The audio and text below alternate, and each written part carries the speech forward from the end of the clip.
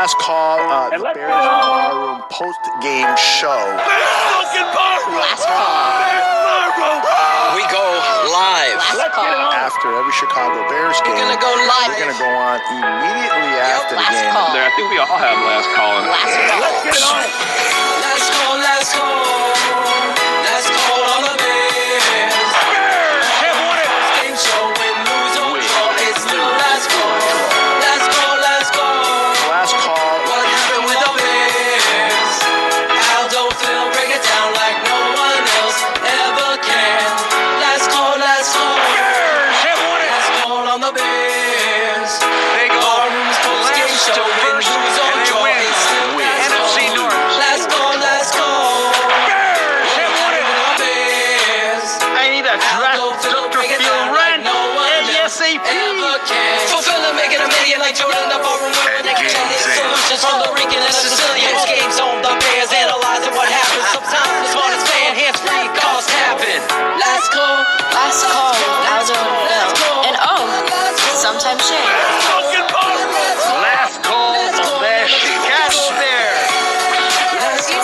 Aldo and Phil after Bears games. Ay, Dios mío. And let's get it on. Bears have won it. It's Last Call on the Bears with your hosts, the Godfather, that silky smooth lover of guards himself, Aldo Gandia, and the man, the myth, the rant legend, Draft Dr. Phil Otoshan. Oh yeah, of course, and sometimes, the smartest man in the bar room, Shane Marsaw. Maybe cars? You're listening to the Bears Barroom Radio Network, and this is Last Call on the Bears. Let's get it on. Last call.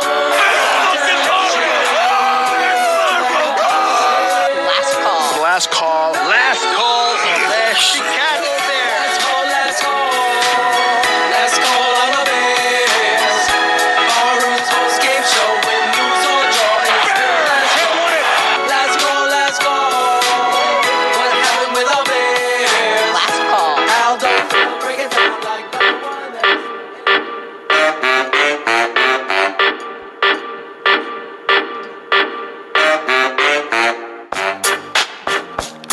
Bears fucking Barroom, baby! And Eddie fucking Pinheiro! That's right, baby! That's how you get it done! You rely on the Cuban to come into Denver and make the game-winning kick, and if we forgive all the fucking bullshit that happened, no, we won't. We're gonna talk about it. Draft Dr. Phil is ready with his rant. He's a little bit out of breath right now because he's been yelling and screaming and going wild over that miracle finish, and we've got so much to talk about over the next 2+ hours, and we're gonna debate. I got a feeling there's gonna be some fights during this show because we've got a lot of differences of opinion, and we're gonna get Steven Zimmerman talking to us from Denver live as he's making his way home. I'm sure he's probably intoxicated with jubilation over this great victory for the Chicago Bears, but there are a lot of blemishes. I want to welcome my partner on this show, the great Draft Dr. Phil. Brother, how are you feeling right now?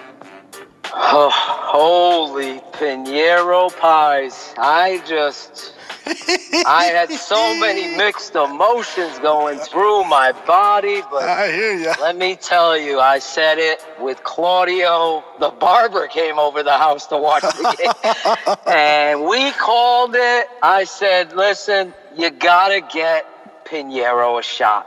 Every ugly girl you took to the prom came down to that one beautiful question, and she said yes. And Pinheiro, let me tell you, Pinheiro played solid throughout the whole game. And the confidence I felt in the kid, I said, give him the freaking shot, Nagy. Give him the shot. And let me say, for Mitch playing such a, I don't know, they're playing him with, training wheels on and the play call. We're going to get all into it. But he stepped up in the biggest position in the game, into the pocket, literally, baby. And boom, hits the guy. They smartly get down. They did everything they needed to do right to pull out. And I was out of breath in excitement. We're throwing Devin up in the air. Eddie Pinheiro, baby! Eddie Pinheiro! The whole neighborhood wants to know who Eddie. My daughter's like, all I hear is Pinheiro. I said, get used to it. Because this kid, wow. He's money. Oh, my God, Aldo. He you is called money. it. Believe in Pinheiro. Yes. And they did the right thing. And wow, what a kick. I mean, talk about pressure put on you and questioning, what are you going to do? Well, right down the freaking middle. Right down the middle. And that's what kickers are paid to do. That is what they're paid to do. All right, listen. On every last call, we begin the show with Draft Dr. Phil doing his incredible rant where he shares his immediate off-the-cuff remarks. Of course, none of this is scripted because it just happened a minute ago.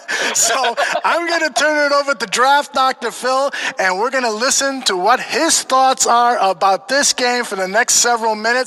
Draft Dr. Phil, the stage is yours. Football. It's America's game. It's America's game. The Chicago Bears playing against a known commodity in Vic Fangio. Of course this isn't going to be easy. Of course they can't blow anybody out. You're talking about the pressure of every fraudulent fan putting the pressure on this young quarterback. Your coach, who erred so frequently against your rival in such a close game last week, how is he going to do against a guy who knows him backwards and forwards, knows what he eats for breakfast, and knows how many sugars he puts in his coffee? That's the chess match. And Vic Fangio showing the balls of a freaking champion, wanting to put it on you. How does your team respond? Forget the whole story. Forget Khalil Mack. Forget the shotgun runs and the stupidity and timeouts and misuse of personnel. It came down to a young quarterback in the huddle saying, I gotta make a fucking play. And you know what, fans? The head coach called the play. But it was not the play call. It was the situation in and of itself. It was so big. Everybody quit. How many of you out there listening said it's over? There's no way. I didn't. And I looked into the eyes of this kid and I saw him. I always say, how are you going to do when the chips are down? All the haters, the cowards, the Evan Silvas and the Brett Colemans who don't know dick. They all have the narrative. They have their story written. But Mitch Trubisky stepped up in the pocket and delivered and did something for his football team where the defense punching and body blow. They just couldn't do it. You felt it. Whether it was Dan's analogies of past happening again and meeting the future, or it was the conservativeness and the fear on third down running a screen goddamn play and not putting it on the young QB, helping the writers write a narrative. But Mitch did it. And not only did he do it, he completed the pass and he called timeout. And he allowed his kicker to do what he's supposed to do. And that's drill it. Get paid to make those kicks. And I'll tell you, as a football coach, as a former player, As an analyst at Bears Barroom, I have never felt so much adrenaline, emotion carrying through those two individuals on my football team, in Trubisky and Pinheiro, than I've ever had in my life, and they did it. And at the end of the day, all you haters, and I'll break it down, a win is a win is a win is a win. And that is my rant. Awesome, Phil. You captured a lot of my thoughts on there because I don't care if you win ugly. It's a win. And during the course of the season, I followed every game of the 1985 Super Bowl Shuffle season, and there were some ugly wins on that team that season, and people refer to that team as maybe the greatest of all time. So it doesn't matter how you do it, as long as you finish strong. And as long as we finish strong in the 2019 season, and as long as we finish strong in each and every game, to capture a victory, especially when it's in what's the saying in the jaws of defeat? Yeah, there you go. Yeah. And that you have to be proud of, and you have to be thankful. And I'm seeing a lot of the comments in the chat room. A lot of people are saying, I didn't have faith, I thought this game was over, and so forth. And I don't blame people for feeling that way. But this, to me, today, it was different than in week one. Today, in this game, we took a step further. There were a lot of mistakes, a lot of blemishes, and we're going to go over all of those, Phil. And I know you've got a notepad full of them, and I've got a notepad full of complaints and things too. But there were also a lot of good things, and that primarily is that they came away with a defeat, and with less than a minute to go, they never quit, they never said die, and they got it done. This is where you are defined as a team, as a culture. You're going to look back and say, damn, we should have won that game by more. We should have won that game prettier. You are growing as a culture. That the unity in the locker room with Club Dub and the celebrations and the egos and all that gets pushed aside. And this was a total team effort down to the very last second. How fitting with a season that was so beautiful, that we all knew that they were in the right motion. There was no worry about Trubisky.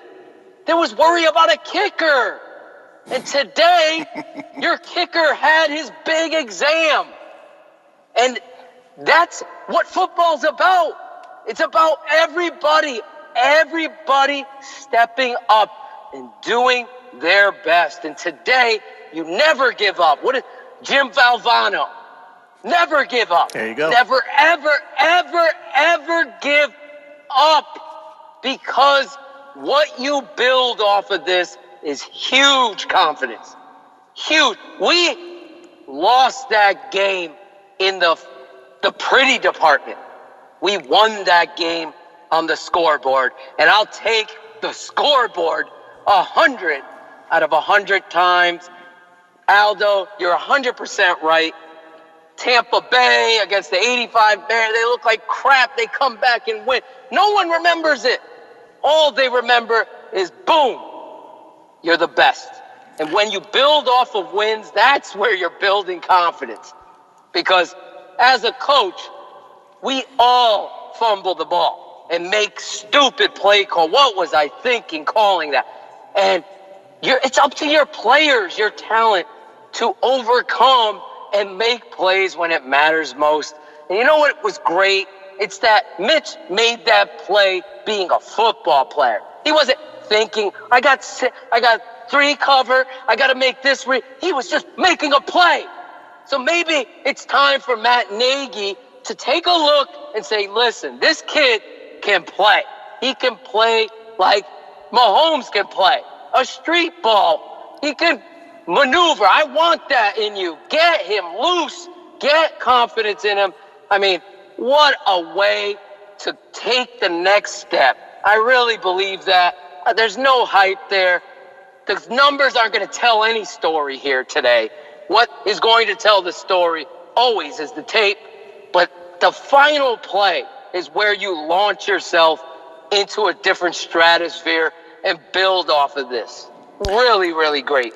Here is some video posted by the Chicago Bears on Twitter. This is the reaction of Eddie Pinheiro and the team. I have not heard this myself. It's 13 seconds. I imagine it's just a lot of hollering. Let's take a listen.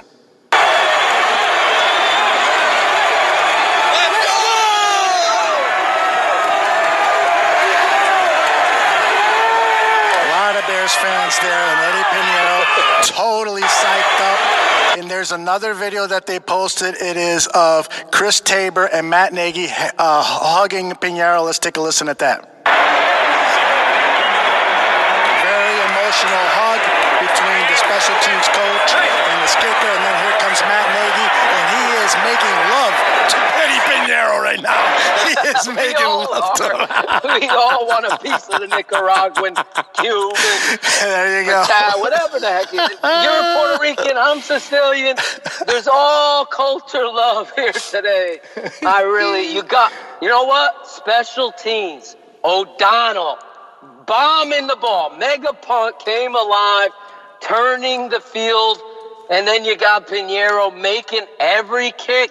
Pressure kicks. These are 50 plus. I don't give a shit what the altitude is. Just put it through the uprights. You got it. Oh, but the altitude. Shut up.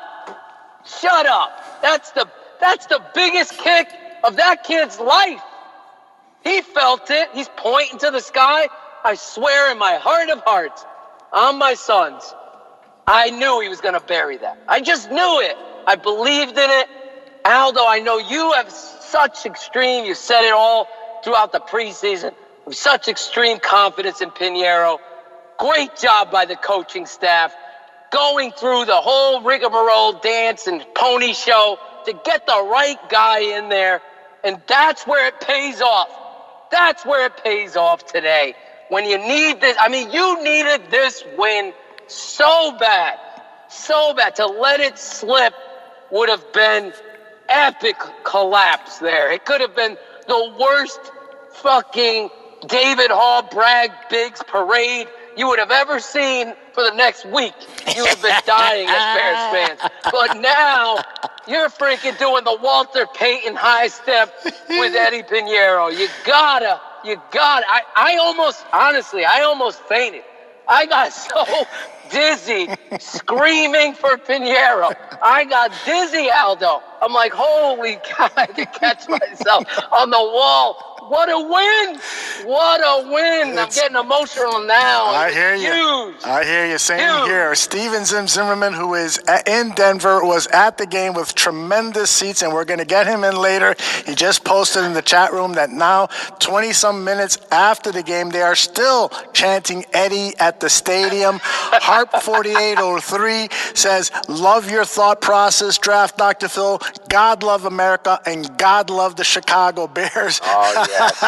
I totally agree. NDIFF, my man, says the offense is still slow, but we had a better game plan and actually ran the ball. Sandman 4414, our man Chris Sandland says, you say we took a step forward. Okay, that's good, but why did we take a step back from last year? So let's talk about that as we await our head coach to get to the podium.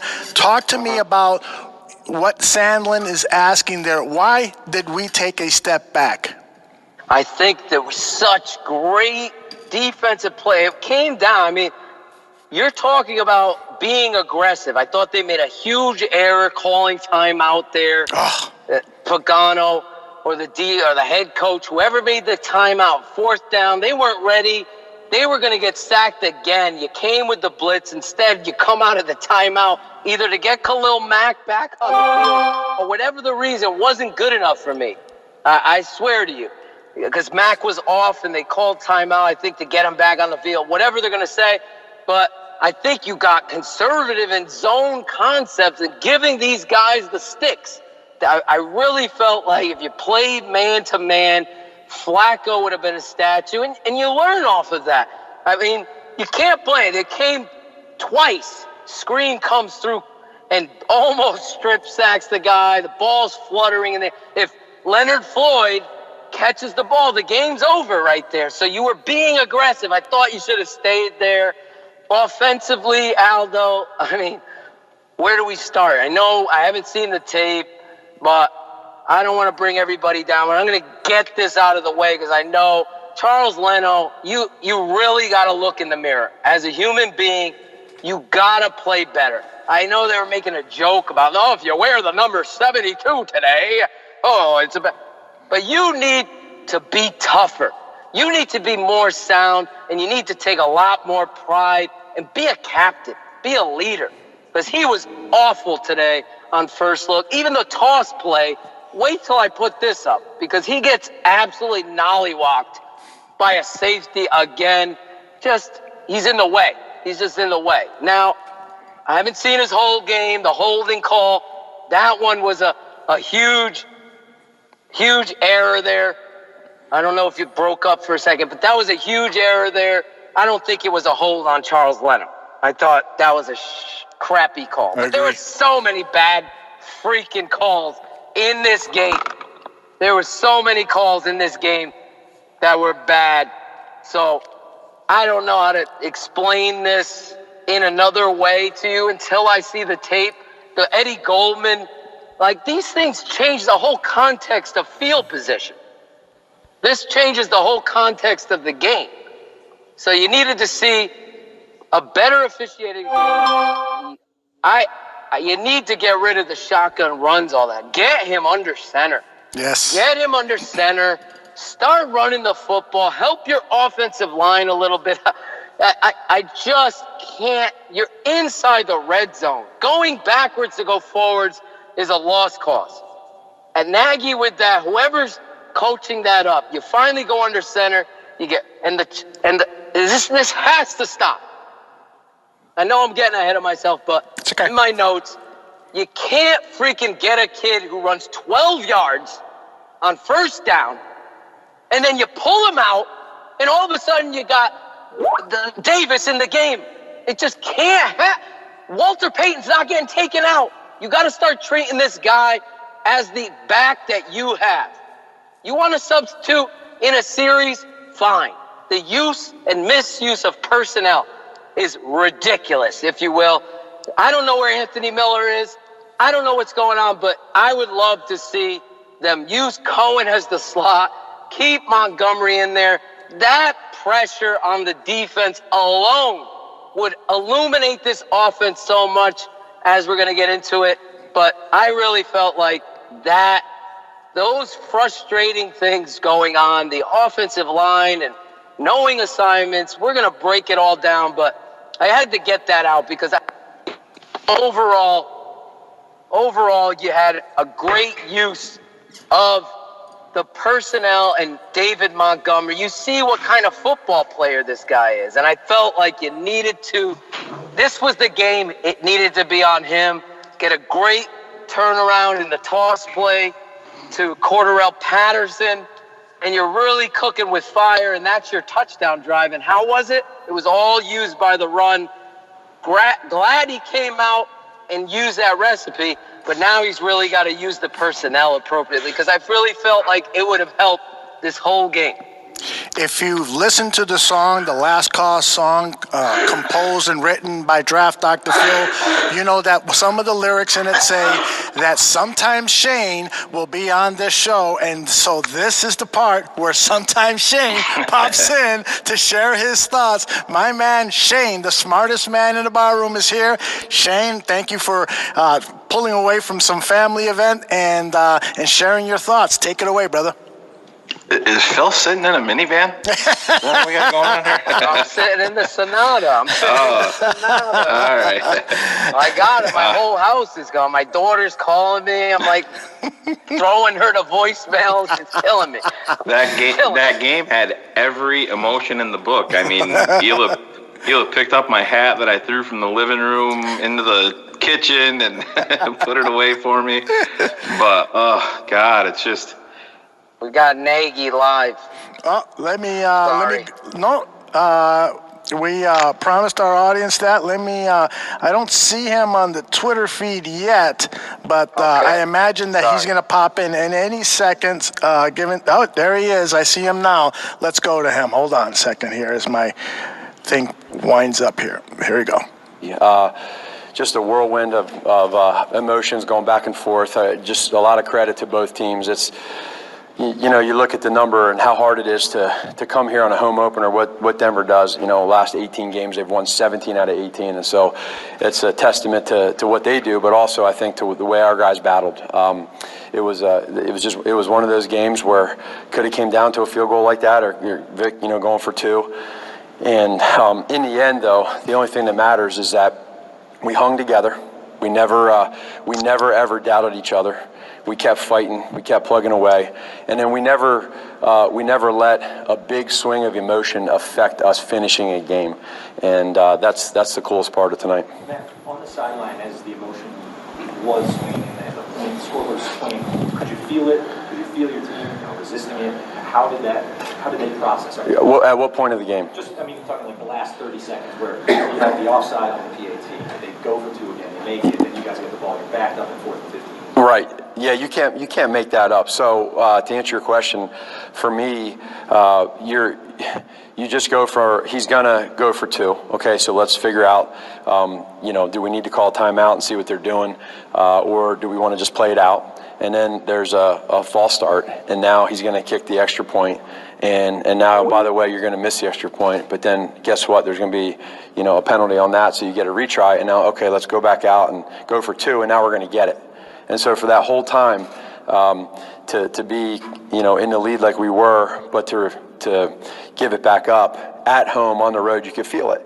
And I think what's a great teaching moment for us that other people aren't around for is we just used the Saints-Texans game as an example to our team 2 days after that occurred. And it was almost the exact same situation. Crazy. And so we talk through it. We ask questions, they answer, they say, what do you do in this situation? What do you do in that situation? And so once they got the 2-point conversion, we went up and down the sideline to all the offensive guys and we said, we just watched this. Let's go do the same thing.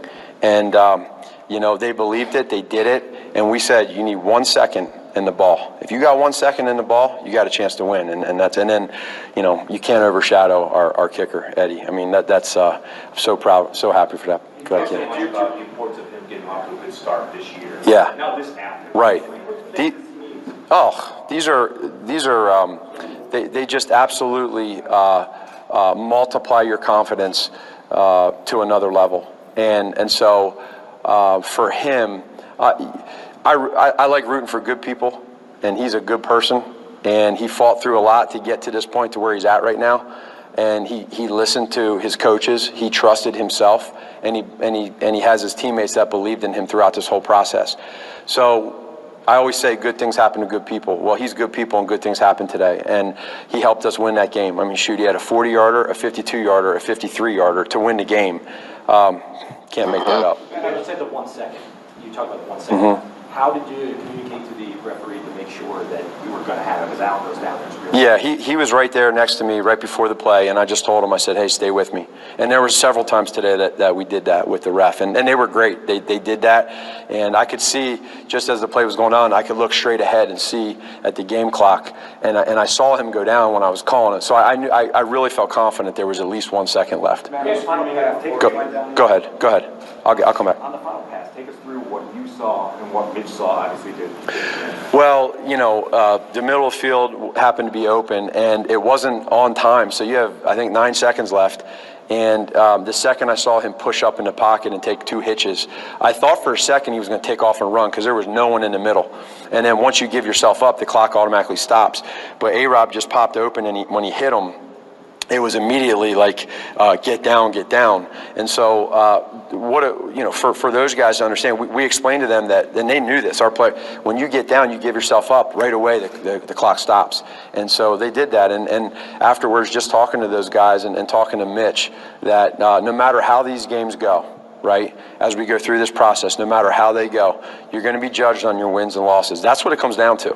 And so when we fight through figuring out how we get going here offensively and what our identity is, as we fight through that, let's get these wins. And we have a very good defense to be able to do that. So we keep fighting, we keep learning, and we just stick together. So to what extent does that last throw kind of erase everything else that Mitch did in the game?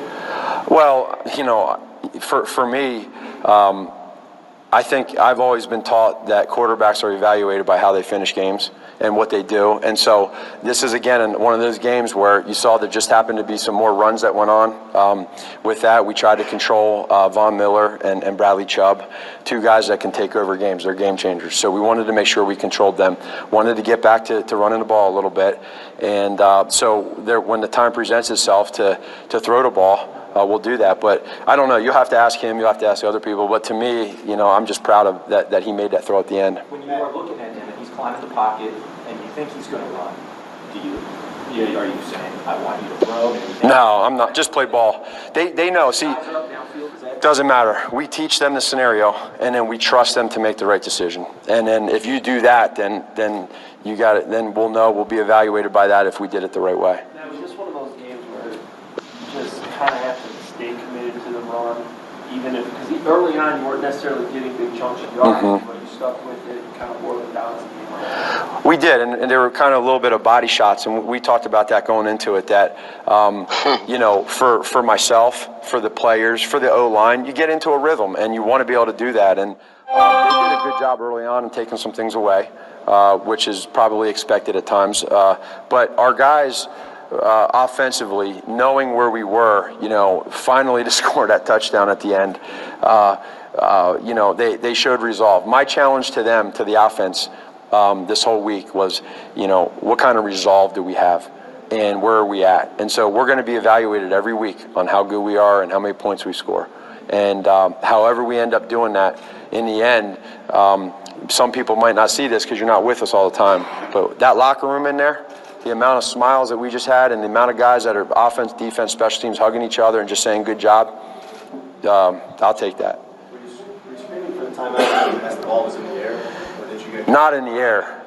No, not in the air. But I was the second he caught the ball, man. I was just kept doing it. Now he's not allowed to. He can't actually blow the whistle until it's truly dead. But I was right down there just trying to. I mean, every second, every half second matters. It's unique just because. Yeah, no, he didn't change much stuff that what he does. I knew that he's not gonna do that. He's been coaching for 30-something years, and he's not changing his stripes. So I just again, I want to give credit to them as a team, and that's a tough loss for them, today. But they'll bounce back because Vic will handle it the right way, and he'll get those guys right. And but defensively, I mean, he's. The last 2 weeks now, our offense has gone against two pretty good defensive coordinators. And how important was that? Big play? Huge. And that's what you envision as far as the impact you expect to make? Yeah, he can do that stuff. And there's going to be times that teams, are going to be looking for it. There's other times where he scat releases and does different things. Nothing's hidden with that. But that was the one play where you finally felt like, just a little bit, okay, we got to play here, got a little bit of a chunk and got some momentum, and you could feel the guys coming off on the sideline after that run of, this is us right here. And so that felt good, but we'll go back and we got the win. In the end, that's what matters. We got that win. But now, just like last week, when you lose a tough game like that, you got to stay the course. And so this will help us get better. But we're not going to, same thing, blinders, earmuffs. Just stay the course and keep doing your thing. Throughout the game, did you see signs that Trubisky was this close to getting in a groove, or is he just not there yet? No, I think he was getting close. I thought he was in a groove at times, but they were doing some things to take away Allen Robinson, and Vic, we knew Vic was going to do that. He's been with us for a while. He knows that Allen's a pretty good wide receiver. So, we tried to get the run game going, and I don't know what our exact numbers were, but I think it goes back to the other thing too. When you're able to run the ball a little bit, you give your defense a little break and a breather. And I think there was a couple drives in there where we had a nice amount of plays, You had said in late April when you guys were setting up this kicking competition, your hope that you would get that chance for a game winner in a moment of redemption. Take me through that kick from your perspective, leading up to it and then afterwards. Leading up to it, we talked about creating and craving pressure. And you try to practice it as much as you can. Is it that right there? Nope, not even close. But, in a way, we tried to, do as much as we can. You'll have to ask him. I don't know if it helped him or not. Maybe it did a little bit. I'd be curious to know. And if it didn't, that's okay. But I give so much credit to Ryan Pace and to, Chris Tabor and just, our guys of just being able to go ahead and really, turn over every stone and try to figure out who is that guy. And I feel like we found him, and I'm just, I'm super stoked for him. Sounds like me. Go ahead. Yeah, there were some times there that they were tired, and even there at the end, you saw Khalil come out on the fourth down, and so I just wanted to give him a breather with a call of timeout. He called it. Felt like it was more important. So there you go. To be out there on that fourth down, and he was like tired. that. I mean, Nope, those me guys. neither. You could feel it, and so, but I don't think one day coming out here early is going to make it any better when they're going through that game and going through different plays. Yeah, I don't know about that. I don't agree. Should have been out there Thursday night. Yeah. Take it. Take the advantage. Get them used to it. It was tough. I think we've heard enough of the coach. Excellent insight from the coach on certain things that we were wondering about. Phil, did you want to share a quick thought before I bring Shane back in? Oh, no.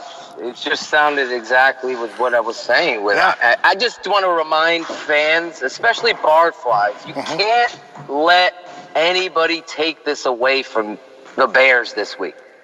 They're not going to hype it up. Tooch, they're not going to show it on ESPN much. Everybody's got to know that this is going to be manipulated a certain way. But I want you to know that the coach speak, I'm going to translate it for you. That locker room, what he said, those smiling faces, and build off like he's like repeating me, there is true growth from this football team with what transpired there, because that rookie running back, the new shiny piece, Cordarrelle Patterson, and Mitch Trubisky stepping up with your mantelpiece on offense, Allen Robinson, the coach call, all of it came together when it mattered most, and a win is a win. So I just don't let them ruin it. Don't let them ruin it. Go ahead, Shane. I'm still in shock. I mean, I sent out a tweet, saying, hey, as much as it pains me to say, this team is overrated across the board. Oh, jeez. You gave up on this team, Shane. You gave up on them. Well, hey, listen, the defense has got to be our saving grace. You can't go out there and give up 3 fourth-down conversions and give up a 2-point conversion and go off sides like that and shit down your leg. So yeah, that to me is an issue. But yeah, I get caught up. I'm the first one to admit I get caught up in the emotion of it. But throwing your hat. Still, you'll agree with me here. As bad as the game can be, and be down on Mitch, be down on the team, and I was just as pissed off as anybody. If you play sports, something like this game right here can be a galvanizing moment. For this team. It's I said it in the rant. It's the launching pad. He's got to do it. There's a but here, though, Phil. Okay. It's got to carry over into Washington. Absolutely. Next week, because if they go down and lay an egg versus the Redskins, I know Dan Aguirre's not looking forward to that game because those goddamn Redskins. But they have to show out there. But God, this is the Eddie Pinheiro game, Phil. I think somebody on Twitter called him Eddie De Niro. Was everybody? Were you guys, Aldo? Were you expecting that kick to go left or right? No, I was expecting it to go in. Were you? Yeah, I was too. I know it didn't have a lot of extra distance, but even prior to getting to that point where the marker was on the TV screen saying, you got to get to that point, I was thinking to myself, you know what? And somebody mentioned this in the chat room. If it's 68 yards, I think he'll make it because I felt the same. I just have faith in the guy. Well, that's the difference with this kid. You feel the confidence in him. With how many times did we comment on Cody Parkey last year? He looked too small for the moment. It didn't matter if it was in week 4, week 11, or if it was in the NFL playoffs. Mm-hmm. He looked scared shitless. It almost felt like Pinheiro wanted this. I swear to God, he points up to this guy. He freaking, how kickers warm up and they freaking do the Ray guy, and his freaking leg is right at his face. Yeah. I go, this motherfucker, he is gonna make it. And it was like, oh, what a moment. He put his head coach in a position where he couldn't take it away from him. That was your only option left. And, Sandlin and I and a couple of the guys were talking in the DMs throughout the game. That 3rd down and 8 play that went to Burton. Oh, my God. To me, that shows me that Matt Nagy has legitimate questions about his quarterback. That was not to Burton. That was to Allen on the bubble screen on 3rd and 8. No. That was to Trey Burton. Down. It was a 3rd down to Trey Burton. That was to Burton? Yeah, that was Burton, yes. Oh 3rd and 8, the game is on the line. You're in crunch time. Yeah, you needed to throw the ball to the sticks. But that lets you behind the curtain a little bit, in my opinion. I don't know if you would agree, Aldo, or you, Phil. I agree. I totally 3rd and 8, agree. and I know that you can write year 1 off, but we're in year 3 here. Year 2, this is 202, and you're throwing a ultra conservative pass like that on 3rd and 8. Mm-hmm. So, but again, like that kick with Pinheiro can spur him on the rest of the year. That pass with Mitch can pay off dividends, but none of it matters. How many quarterbacks have shit down their leg in the moment of that? Tons. Now, granted, I'll say this for the record: the Chubb roughing the passer was a terrible call. Yes, it was. It was a terrible call. The Eddie Goldman, it evened itself out because that was a freaking terrible call. It was. Yep. So as was the Leonard Floyd one. The Leonard Floyd, that was. I go, this is the worst call I've ever seen. It was like that they were looking. It was like that they had that play in Miami in their head and thinking that that's what it was. Exactly, when he dumped Amendola.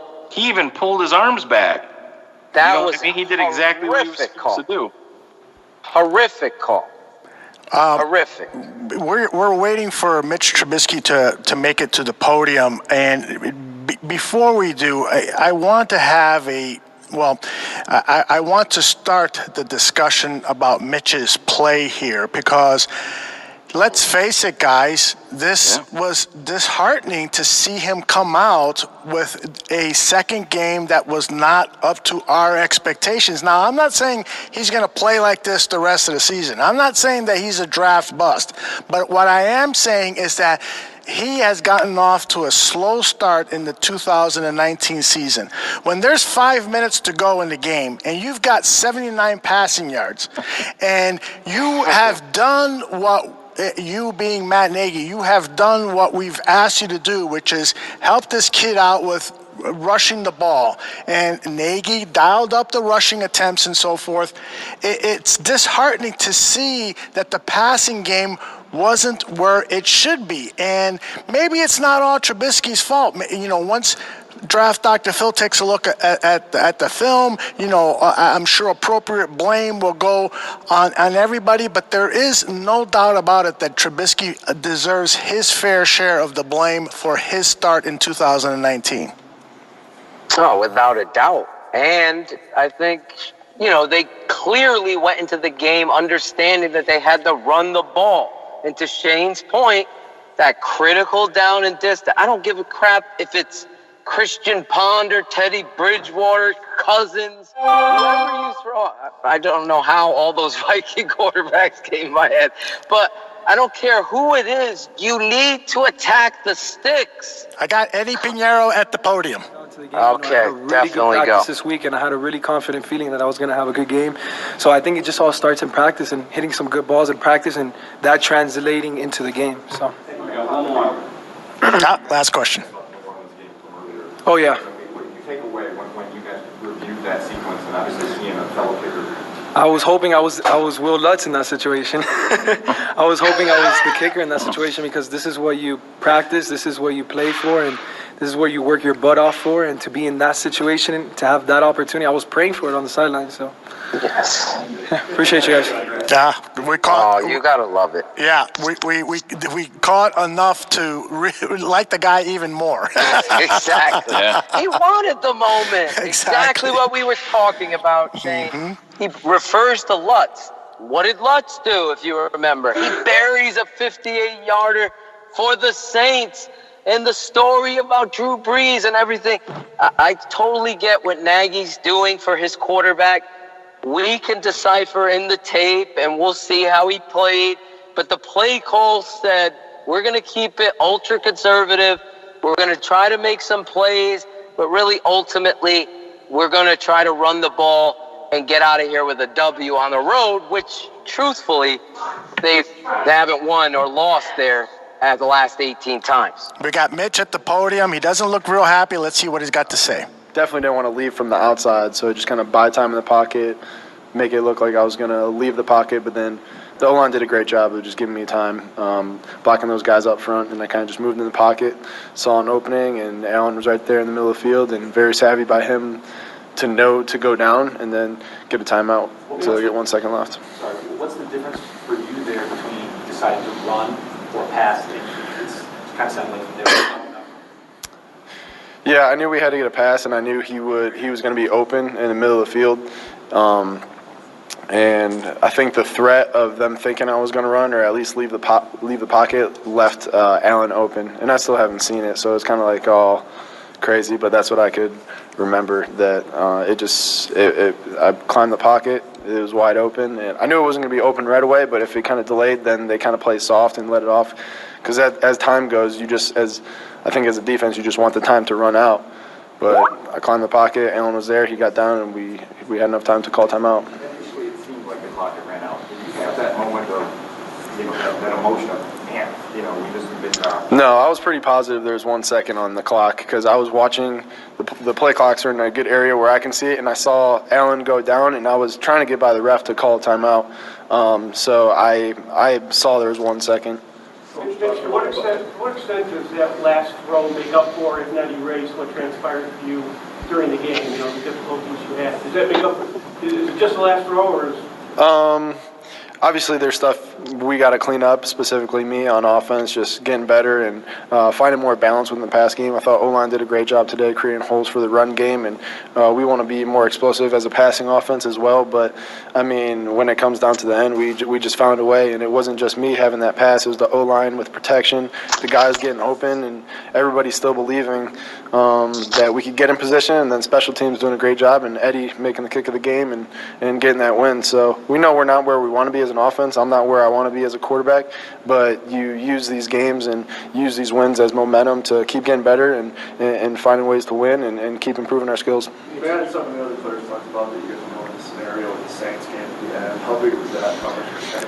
Yeah, there was a lot of similarities between our ending and theirs. Gutsy call by them to go by 2, and then they back it up, and then we get a penalty on the missed kick, and then they end up getting the 2. So just being aware of those situations and knowing that we're not out of it until the clock's 0-0-0, and then just still believing that we could get in that chance. But we saw that clip this week. It was really good to learn from, and I think we were better prepared for this game and that ending of the situation because of going over that as an offense. You get the timeout.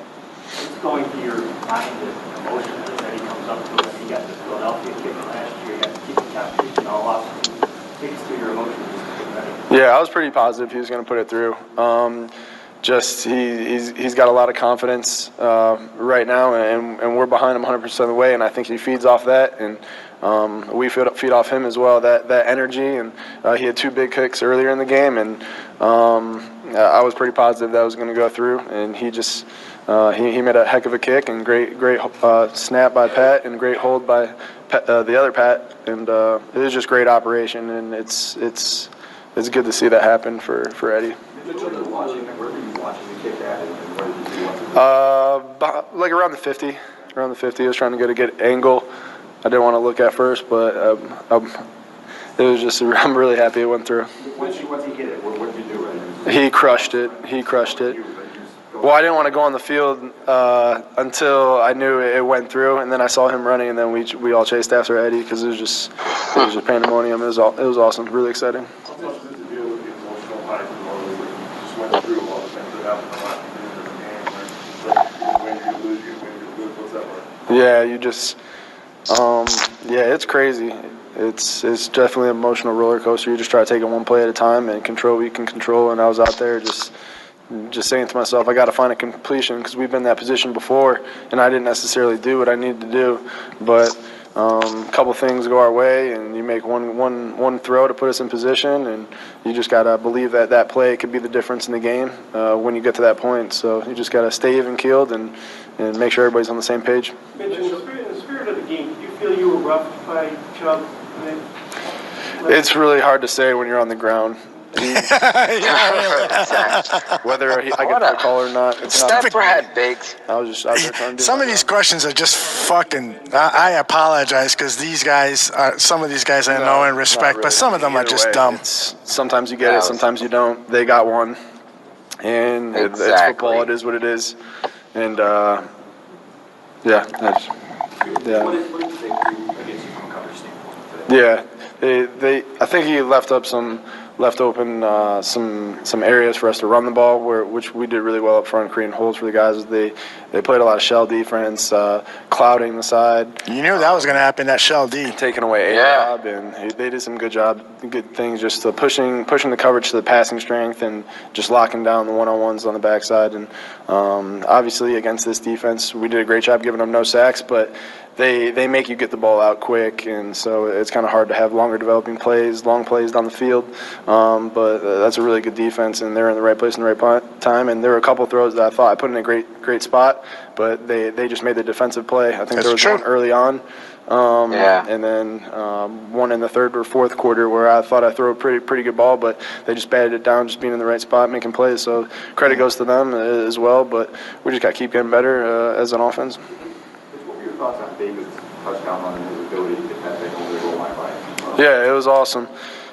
We went run, and we were just like, we got to push this in behind our O-line, and I kind of called the play, and he was like looking at me. He's like, again? I was like, put this thing in, man. I said, put this in. He was like, all right. So he went over the top, and I said, that's how you do it. And it's not saying I could do it, but he did a heck of a job. And those guys just need extra motivation down there. That it doesn't matter. That was good for Montgomery to do that. Got to block it. The running back's got to make a play, and we just got to believe it's more about execution, not the play. Yep, I agree with that. The last 9 days where the criticism has been there, the performance from Green Bay, talked about so much. Yeah, where's your confidence level at? True. Quarters, 14-59 to come out with a win at the end of all of that.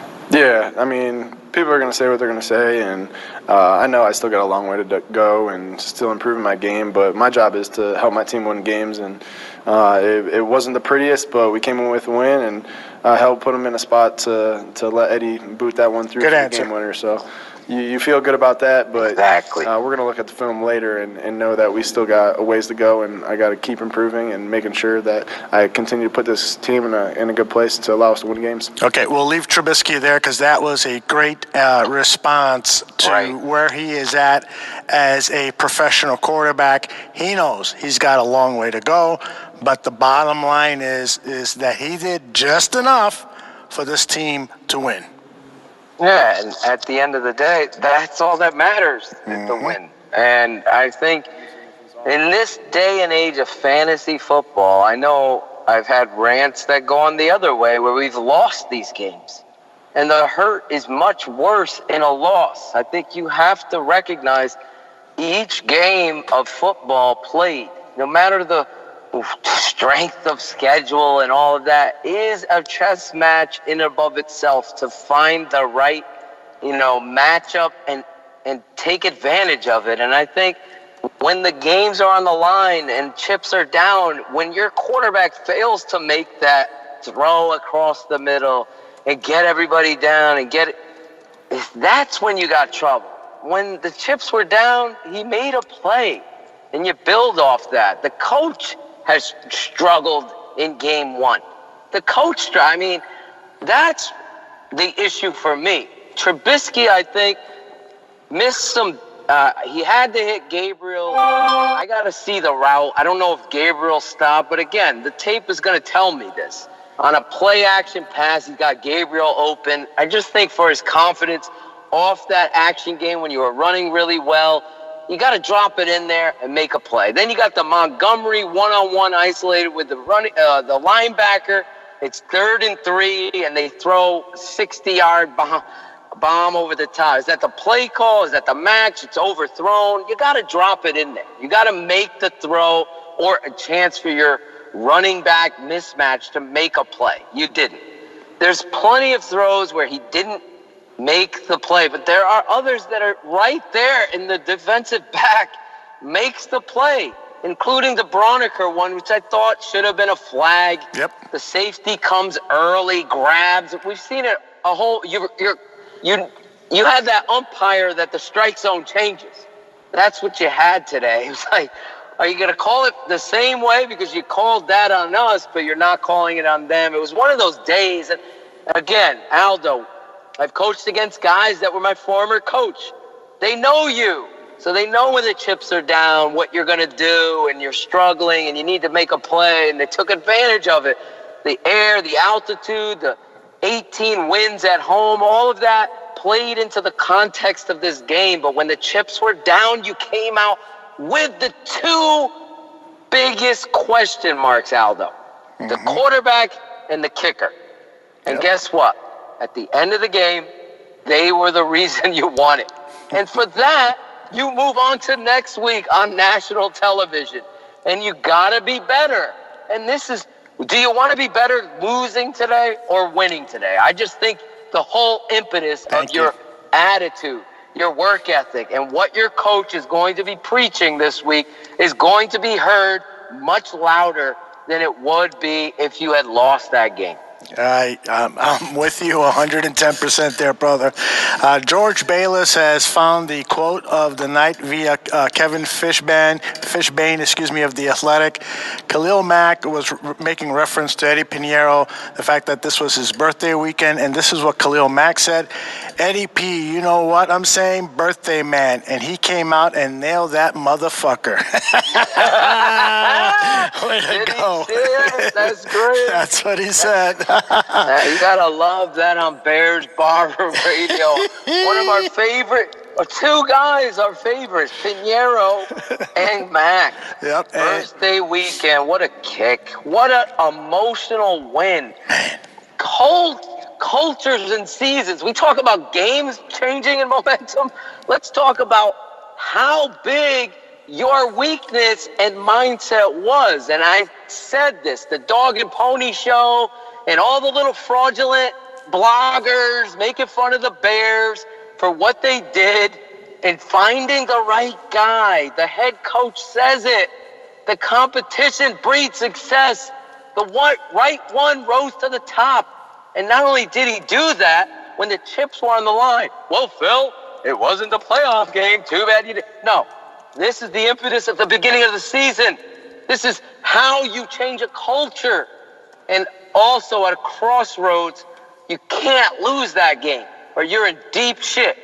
You make that kick, you win the game, and the ultimate confidence goes across the whole team, the whole flight home. Everybody's in celebration. Everybody gets a pass.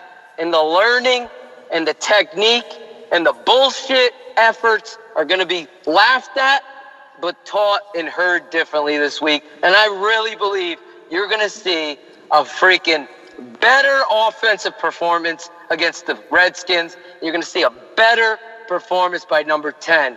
Trust me when I tell you, people are going to eat some freaking crow this week. I really believe this was huge for him to make that play. Yeah, and I just want to echo my thought that the fact that he's off to a slow start in 2019, he being Mitch Trubisky, does not mean that he's regressed. It does not mean that he's a bust. It simply means that he's off to a slow start. And yes, there's only 16 of these, as Draft Dr. Phil famously said on a podcast last year, but you cannot define a quarterback's third season in the league by his first 2 games of the season.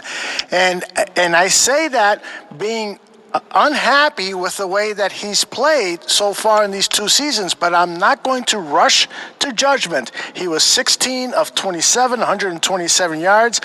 He was not sacked today, and I think that had a lot to do with his play and that he got the ball off quickly and so forth. And let's applaud the fact that there were 153 yards rushing, because we knew that in order for the Chicago Bears to go into Denver and beat a team that has not lost in September since the 1990s, I believe the stat was, that you had to run the ball against this team. And the Bears did 29 carries, 153 yards, including the David Montgomery touchdown. And I again applaud Matt Nagy's decision to continually run and run and run on that goal line situation. Even David Montgomery was surprised. Me again? I loved it. And for those people who were saying Cordero Patterson was a bust, well, we saw why he's not a bust, because he's a big play guy. And if he gives us one big play a game like that 46-yard run, then I am happy he's on the roster, because he's also playing special teams, because he's also doing things that you don't see with your eye immediately until you watch the film, and on and on. So there are a lot of things to be thankful for. Yes, it was an ugly win, but you don't win ugly unless there's some pretty things in the game. And I'm totally with Phil when he said early in the show, I'd rather lose pretty, lose in the pretty department and win in the scoreboard. I am totally with you, but let's not overlook the fact that there were some pretty things with this effort as well. Yeah, I think you really got to look at the talent that, David Montgomery brings to the table. I really question the coach's use of personnel. I'm not a guy, I'm a feel it guy. I feel my players. The hot hand stays in no matter what. I think he's got to chill out and pulling the kid out.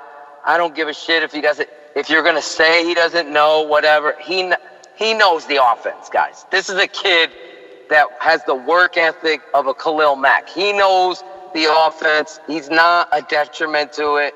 The use of personnel, that switching out and putting Cohen in there and then bringing it, he runs for 6, then you take him out. That's not going to help. That's the concern I have with Nagy being like that. I'll eat a little crow when he brings in Cordero Patterson. I'm like, the kid is feeling it. What are you doing? And then he breaks it up the field, because I'll keep it 100. I was like that guy, like, what the hell are you doing now?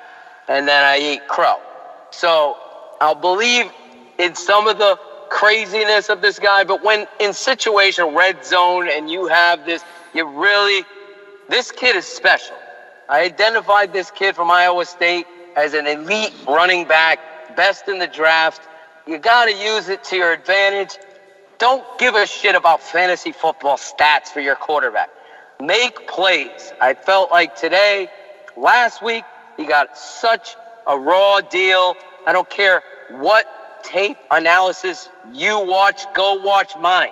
Because I'm not cherry picking. I'm breaking down the whole picture in responsibilities, whether it be route running, blitz pickups, communication with the offensive line. Those things matter. And when you're rusty and you're down on yourselves and your effort sucks, then you're not going to help your quarterback in a team sport. And I felt like there was a lot of bullshitters out there telling a story about Mitch last week, because the tape doesn't lie. He played a hell of a lot better than most, even I thought, leaving the stadium. So I needed, and I want to make sure that you fans out there appreciate all the support for the Tape Never Lies at Bears Barroom. But I also want you to know I never cherry pick. Aldo can attest to that. I had to cut out 11 minutes of it to try to, I'm keeping these under 20 minutes because I want to be able to show the true story and show you what reality is versus what a narrative and what Coward and Stephen A. Smith and others. You can't take forward plays and say, well, this quarterback isn't growing. Look at these forward plays. That's misappropriation of the story. That's inappropriate context as a coach. You want reality, come to Bears Barroom. You want reality, come here. Because we're not faking agitation. I'm pissed off because I love this team and I love this game so much. So I'm going to put every ounce of effort to give you the true story of who's messing up, whether it be Khalil Mack, my favorite player on the team, or Charles Leno, whoever the player is. I'm going to identify it, and so are you going to feel it there. So this week, I'm going to look at Mitch. I'm going to look at the offensive line. I'm going to look at players on offense and how they step and should have stepped up. And then we're going to look at the defense, too. It's not going to just be Mitch-eccentric. So that being said, thought Nagy, again, needs to grow here. And I think he alluded to it, Aldo, in his speech. There was good Coach Nagy coach speak this week. And granted, it's in a win, but I think he said, we don't know who we are yet. So, in offensive coaching, especially we've known it in Chicago, from one year to the next, have you been able to define who you are offensively ever in Chicago? I don't think I can remember ever saying, okay, this is who we know this offense is going to be, and this is what it's going to be. I don't remember ever. Even that team with Jay Cutler and